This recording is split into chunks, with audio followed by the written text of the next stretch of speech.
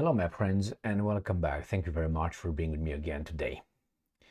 Now, see, these guys think that we are all baboons, or at least they know we are not all baboons, but they target the segment of the baboons, which is a majority in a society, and obviously not you and I.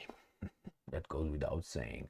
Anyway, so um, when these guys here that are not very bright, I gotta tell you, I'm talking about Blinken and uh, Biden and Kamala Harris and these guys, when they go abroad and they go, let's say, to Turkey or to Greece, they don't meet baboons. They meet rougher people. They meet people who have to use more than a few connections to get in charge, which is, let's say, Erdogan. So I'm pretty sure that Erdogan knows who's who and what's what in Israel-Gaza thing. So when Blinken goes and visits Erdogan and goes and visits also um, Greece, he's gonna bullshit. But those guys know that he's bullshitting. The problem is they will not do anything about it.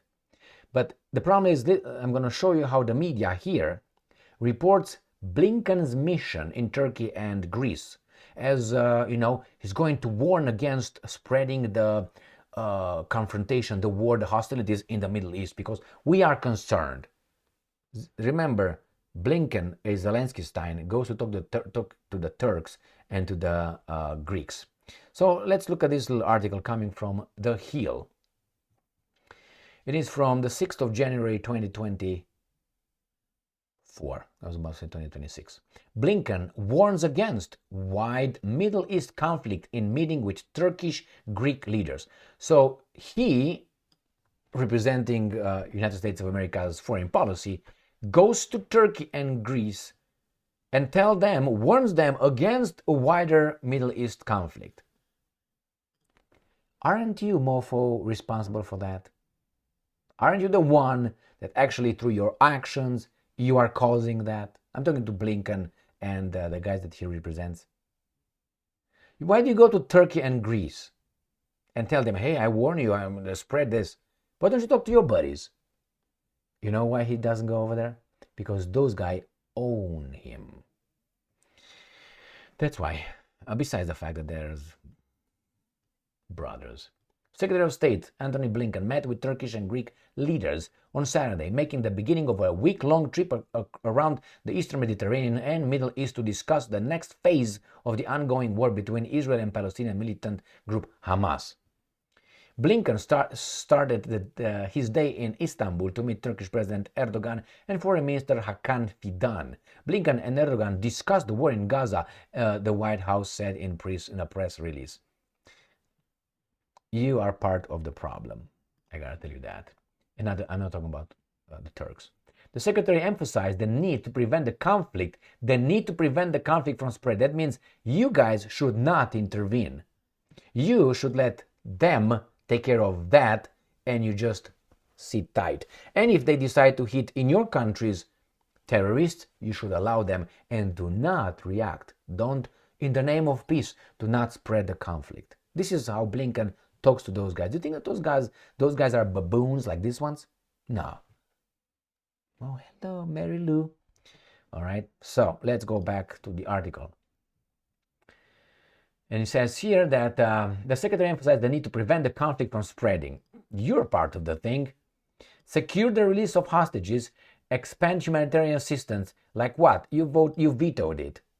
You vetoed, the United States of America vetoed the United Nations Security Council emergency humanitarian ceasefire in Gaza. It was the only country vetoing it. Great Britain abstained, and the rest voted for the resolution. And in the General Assembly, United States plus 8 more countries, so that made 9 countries, which I would say the most important was Austria, and the rest was, I think, was Paraguay, Papua New Guinea, Palau, and another Kapalau, Tsupulau that you never heard of.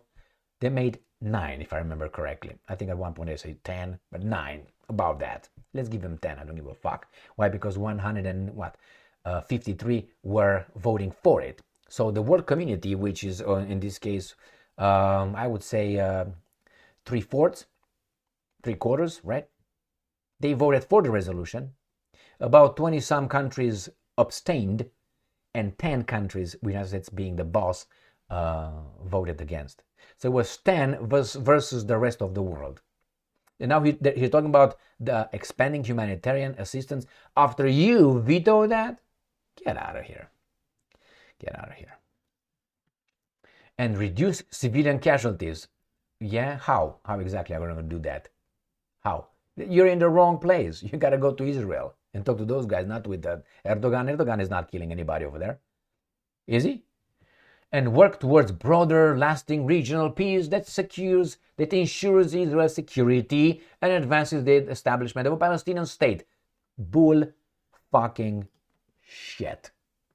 That was supposed to happen in 1948, and it didn't happen. And from 1991, 2001, 2011, 2021, you were the sole leader in the Middle East.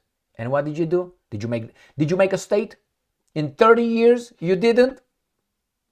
Fuck off. Fidan demanded the U.S. to back a ceasefire in the conflict. These are not tards, okay? With the foreign minister urging Blinken to begin negotiations with the Israeli government. Don't talk with us. Talk to those guys on a two-state solution in the region as soon as possible. They're going to vote when the Israelis zip up their zipper, then everything's going to stop. Until then, it's still going to be pumping and dumping.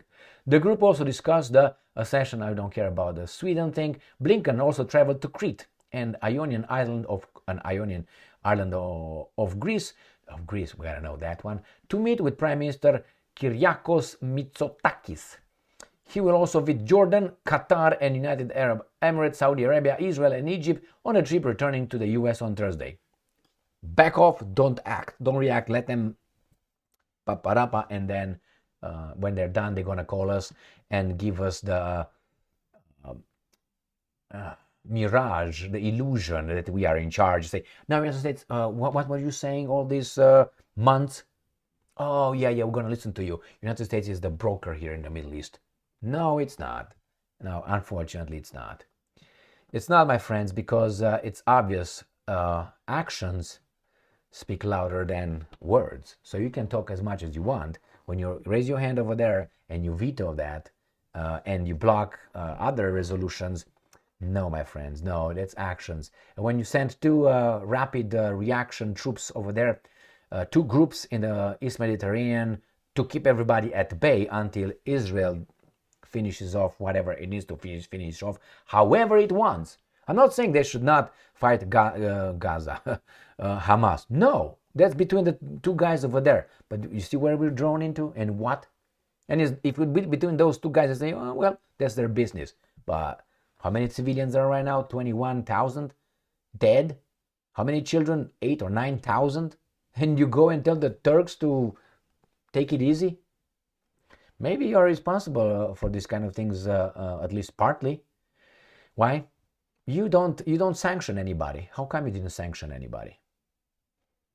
You gave a party, you gave them weapons. Some people say that those guys used white phosphorus. Is it true? Did you investigate? All you did is, come on, not so fast, not in the mouth, come on now. Oh man, that's all you do.